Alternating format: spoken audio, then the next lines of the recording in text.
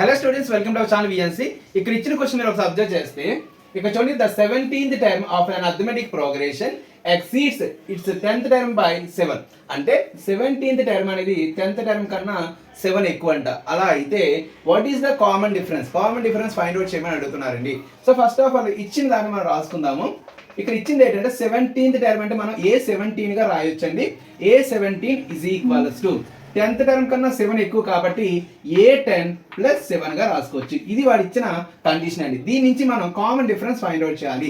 A17th term formula A plus 16D equal to A10. 10th term formula A plus 9D plus 7. ఇక్కడ చూడండి, ఇక్కడ ఏ cancel అయిపోతుంది, ఎందుకంటే ఏ left side వస్తే minus ఏ అవుతుంది కాబట్టి. అలాగే 16D ఉంది, ఇక్కడ ప్లస్ 9D లెఫ్ట్ సైడ్ పంపిస్తే మైనస్ 9D ఈక్వల్స్ టు 7.